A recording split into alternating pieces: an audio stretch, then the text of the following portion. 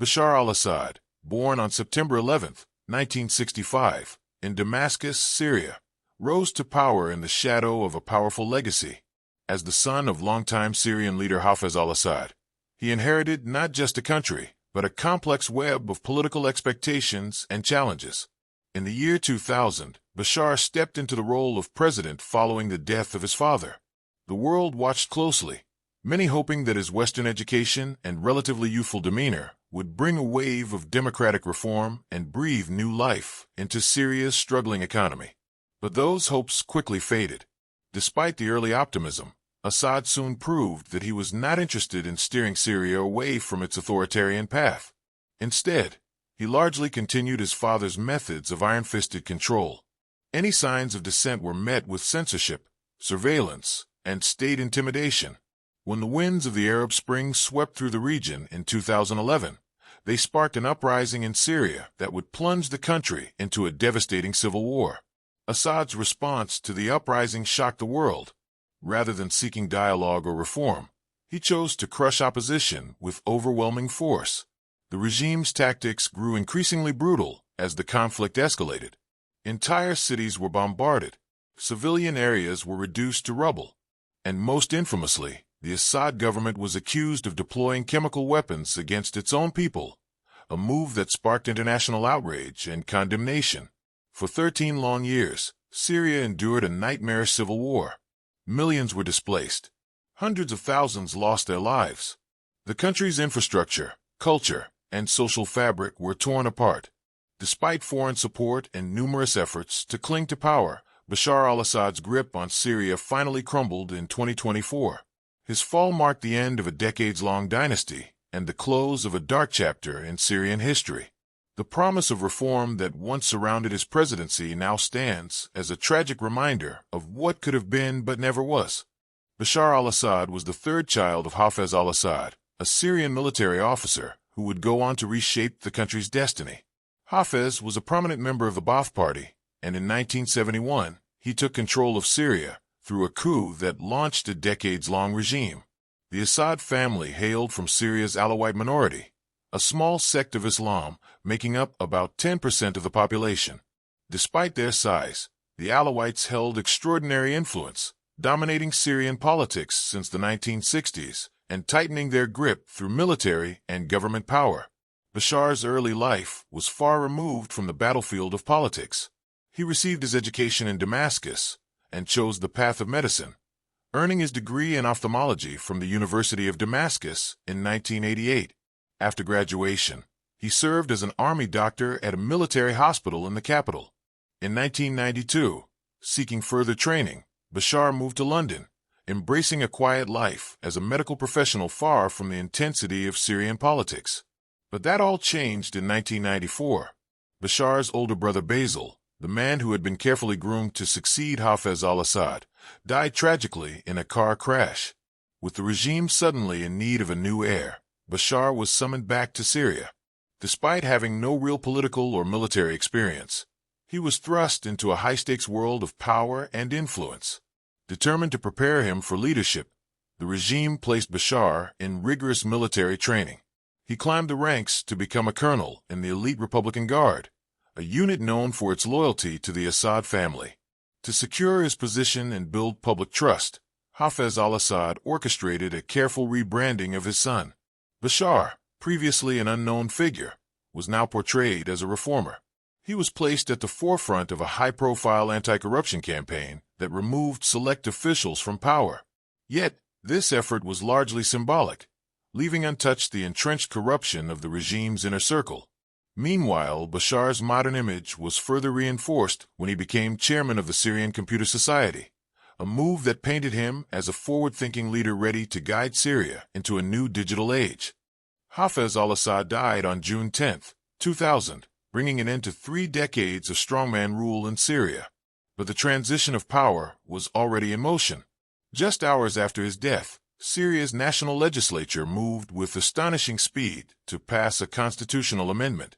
The minimum age required to become president was lowered from 40 to 34, conveniently aligning with Bashar al-Assad's exact age. The path was now cleared for the son to succeed the father. On June 18, Bashar was appointed Secretary General of the ruling Ba'ath Party. Just 2 days later, the party Congress nominated him as its official candidate for the presidency. The national legislature quickly endorsed the nomination, cementing the dynastic handover. On July 10th, with no opponents allowed to run against him, Bashar was elected to a 7-year presidential term. The vote was symbolic, a tightly controlled process that underscored how little had changed behind the scenes, even as a new face stepped into the spotlight. Despite widespread skepticism about the transfer of power from father to son, there was also a wave of cautious optimism. Many Syrians and international observers wondered if Bashar could be different. His youth, his education, and his time spent in the West hinted at the potential for change. People began to imagine a Syria that might slowly move away from decades of authoritarianism, a state tightly gripped by overlapping security agencies and crippled by a stagnant, state-controlled economy dependent on dwindling oil reserves. In his inaugural speech, Bashar al-Assad played into those hopes. He promised economic liberalization and spoke about introducing political reform. But he quickly drew a line in the sand. Western-style democracy, he argued, was not suitable for Syria. That message was clear. While Bashar wore the appearance of a reformer, he was not ready to dismantle the deeply rooted systems of control that had defined his father's rule. The dream of real change was already beginning to fade. Bashar al-Assad made it clear early in his presidency that he would not support any policies that could undermine the dominance of the Ba'ath Party. Still, he made some initial moves that hinted at change. Government restrictions on freedom of expression and the press were slightly relaxed. A few hundred political prisoners were released. These early gestures sparked a moment of hope across the country and drew the attention of observers both inside Syria and abroad. This short-lived period of relative openness became known as the Damascus Spring. For a brief time, public political discussion forums flourished. Syrians began gathering to debate ideas, question the system, and call for reform. For a country that had been silenced for decades, it was a powerful moment. But it did not last. Within months, the Assad regime reversed course. The tone of tolerance gave way to familiar tactics of suppression. Threats and arrests were deployed to crush the new wave of pro-reform activism. Assad defended this crackdown by claiming that economic reform must come before any political changes could take place. By 2005, Assad had tightened his grip on power. Through a series of cabinet shakeups and quiet forced retirements, he gradually removed members of the old guard who had served under his father. These veteran government and military officials were replaced by younger faces, many of whom were loyal to Bashar personally. The most powerful security posts were increasingly handed to Assad's own relatives, further centralizing control within the family. Despite this full consolidation of power, Assad's reform agenda remained mostly symbolic. While he spoke often of modernizing Syria's economy, the actual benefits went to a small, politically connected elite. These insiders reaped the rewards of economic liberalization, while the average Syrian saw little to no improvement. For the many who depended on the public sector for jobs, services, and vital subsidies, life continued to be marked by struggle and stagnation. The gap between promise and reality only grew wider. Bashar al-Assad carried forward the legacy of his father's uncompromising foreign policy, especially in Syria's long-running conflict with Israel.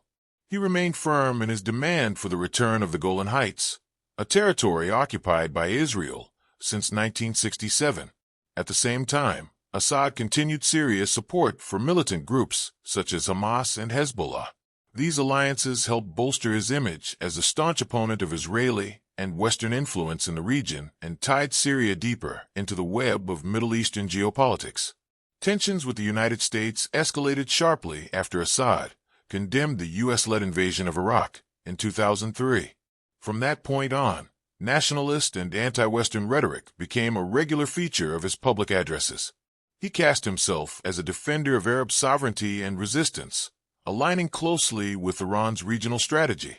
Assad became a central figure in what Tehran branded the axis of resistance. This alliance gave Iranian military forces a nearly unbroken corridor of influence stretching from Iran, through Iraq and Syria, all the way to Lebanon. Under Assad's watch, Syria became a crucial bridge for Iran's regional ambitions. In early 2005, a seismic event shook regional politics. The assassination of Lebanon's former Prime Minister Rafik al-Hariri sparked global outrage and cast a harsh spotlight on Syria's role in its smaller neighbor. Syrian forces had been entrenched in Lebanon since their intervention in 1976. Now, facing immense pressure from both Western powers and Arab states, Assad announced the withdrawal of Syrian troops and intelligence personnel. The move was seen as a major retreat and a blow to Syrian influence in Lebanon. A United Nations investigation into Hariri's assassination suggested possible Syrian involvement, although it stopped short of naming the Assad administration directly. The suspicion, however, lingered. It added to Assad's growing isolation on the world stage and deepened the perception that Syria, under his leadership, remained a state willing to play a dangerous and covert game to maintain its influence in the region. In March 2011, Bashar al-Assad faced the first serious threat to his rule as anti-government protests erupted across Syria. These protests were part of a wave of pro-democracy uprisings sweeping the Middle East and North Africa, known as the Arab Spring. As demonstrators flooded the streets demanding change, Assad's response was swift and brutal. Syrian security forces used lethal force to disperse the crowds, but Assad also made some gestures toward reform. He reshuffled his cabinet and promised to abolish Syria's emergency law and its Supreme State Security Court, both of which had been used to crush political opposition for decades. But as the crackdown continued and violence escalated, Assad's promises rang hollow. His government's response to protests grew increasingly severe, drawing condemnation from the international community. The reforms, which seemed like a possible opening for change, were overshadowed by the growing wave of repression. By the time the unrest spread to more cities, Assad's government began deploying tanks and troops to quash the protests. As reports of massacres and indiscriminate violence mounted, Assad clung to a narrative that his government was fighting off foreign-backed insurgents and that the unrest was part of a larger international conspiracy aimed at igniting sectarian conflict in Syria. By September 2011, the uprising had transformed into a full-scale armed rebellion, and opposition groups began staging increasingly effective attacks on government forces. International efforts to mediate the crisis, spearheaded by the Arab League and the United Nations, failed to produce a ceasefire, and by mid-2012, the conflict had evolved into a brutal civil war. One of the most significant blows to Assad's regime came in July 2012, when a bomb exploded during a meeting of his inner circle. The attack killed several high-ranking officials, including Daoud Rajiha, the Minister of Defense, and Assef Shokat, Assad's brother-in-law and one of his closest advisors. As the war dragged on and the country descended deeper into chaos, Assad's public appearances became increasingly rare. When he did appear, it was typically at staged events meant to rally his supporters and soldiers. With no clear end in sight, the conflict turned into a deadly stalemate between government forces and the rebels. As violence continued to spread, the war began to take on the characteristics of a regional proxy battle. Countries like Turkey, Saudi Arabia, and Qatar began openly supporting the rebel factions with funding and weapons, while Assad's regime continued to receive critical support from Iran and Hezbollah. By late 2012, Hezbollah fighters were on the ground in Syria, battling the rebels and further escalating the conflict. On August 21, 2013, the world watched in horror as hundreds of people were killed in chemical weapons attacks in the suburbs of Damascus, Syria. These attacks sparked new calls for international military action against the government of Bashar al-Assad. The Syrian opposition quickly accused pro-Assad forces of carrying out these brutal attacks, but Assad denied any involvement. He claimed that if chemical weapons had indeed been used, it was actually the rebel forces to blame. Tensions soared as U.S., British, and French leaders stepped in, claiming to have intelligence that proved Assad's regime was behind the attacks. They began publicly discussing the possibility of retaliatory strikes. However, in response, countries like Russia, China, and Iran spoke out against military intervention, and Assad vowed to defend his government against what he called Western aggression. In a dramatic turn of events, the threat of military action was averted in September when Russia, Syria, and the United States reached a deal to place Syria's chemical weapons under international control. But even after this agreement, Assad's brutal tactics against the rebels continued to draw fierce international condemnation. His forces, though no longer using chemical weapons, turned to a horrific new method of warfare, the infamous barrel bombs. These improvised explosive devices were dropped from helicopters and airplanes, wreaking devastation on both military targets and innocent civilians in rebel-held areas. Despite the sheer destruction, human rights groups continued to call out Assad's regime, insisting that the use of such indiscriminate weapons was a clear violation of international law, constituting a war crime. As the brutal Syrian civil war dragged on, Assad's grip on power, which at one point seemed shaky, began to grow stronger. A key turning point came with the rise of extremist group ISIS in 2013. The militant group seized large swaths of land in both eastern Syria and western Iraq, forcing some of the countries that had called for Assad's removal, including the United States, to shift their focus. Now, the priority was combating this new, dangerous threat. But while the world's attention was diverted, Assad's position only grew more entrenched. In 2015, Russia, a longtime ally of Assad, escalated the situation by launching its own military campaign in Syria. The Russian airstrikes pounded rebel positions, and Russian ground troops were deployed to support Assad's forces. This intervention proved to be a game-changer. By the end of 2017, Assad had regained control over most of Syria's major cities, and the remaining pockets of resistance were pushed into a few isolated regions. By mid-2018, those pockets were mostly confined to the Idlib region, an area that Turkish forces had promised to protect from the Syrian army. Assad initially avoided confrontation in Idlib, but shifted tactics in the spring of 2019. This shift came after Hayat Tahrir al-Sham, HTS, a group with ties to al-Qaeda ideology, emerged as the dominant force in the region. As the fighting began to die down in much of the country, Assad's government turned its attention to rebuilding Syria. His administration launched several projects aimed at rebuilding infrastructure and creating new commercial centers. There were also efforts to attract foreign investors to revitalize the economy.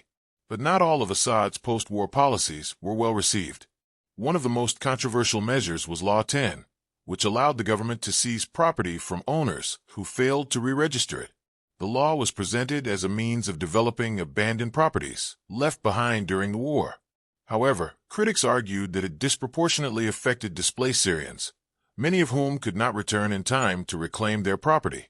They also warned that it enabled the government to seize property from opponents and hand it over to loyalists, further consolidating Assad's power. This complex web of military intervention, territorial gains, and controversial policies continued to reshape Syria's future, leaving the world to watch closely as Assad solidified his control over the war-torn nation.